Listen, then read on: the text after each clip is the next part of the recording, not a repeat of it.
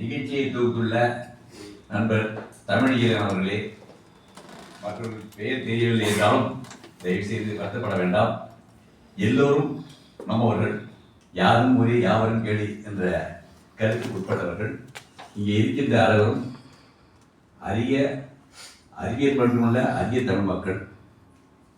இவ்வளவு சிறப்பான நிகழ்ச்சியை செய்து கொண்டிருக்கிறது பாராட்டுக்குரியது.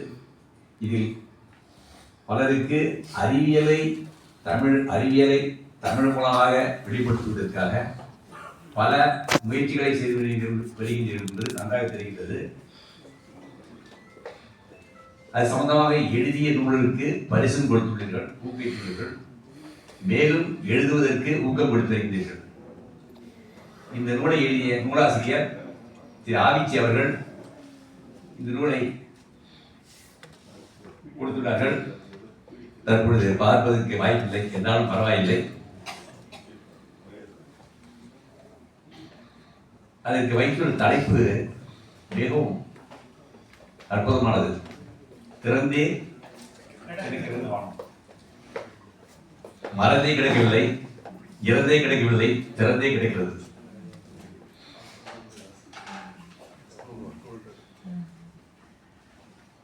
வானம் திறந்துகிறது என்ன இருக்கும் எல்லாருக்கும் தெரியும். வானத்தில் என்ன பார்க்கலாம்? வேர்ட்ஸ்வர்த்தனுடைய கவிதை எனக்கு தெரியுது. அதை சொல்லலாம், இருந்தாலும் எழுதி வச்சிருக்கேன், காட்டுறேன்.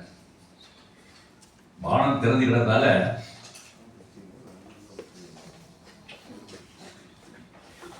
the rainbow comes and goes.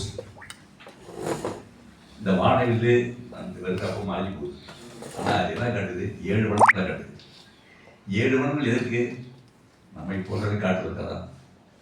நம்மில் கள்ளம் உள்ளவர்கள், கவடம் உள்ளவர்கள், நல்லவர்கள், தூய்மையானவர்கள், உழைப்பாளிகள், இது மாதிரி பலவற்றை காட்டுவதற்காக அந்த வானவில் நம்ம எடுத்துக்கொள்ளலாம்.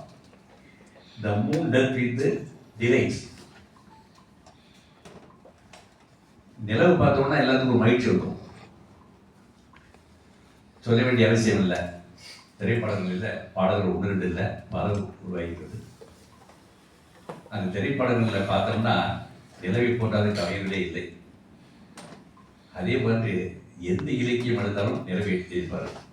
அப்படிப்பட்ட ஒரு அற்புதமான கவிதைக்கு காரணமாக இருந்தது நிலவு. அந்த நிலவை சுற்றி ஸ்டார்ஸ் இருக்கிறது. இந்த நிலவு இருக்கும் பொழுது சுற்றி இருக்கிற எல்லாமே வெண்மையாக தான் இருக்கும். மேகங்கள் இல்லாத நேரத்தில் மேகங்கள் இருந்தால் மேகம் மறைச்சிடும்.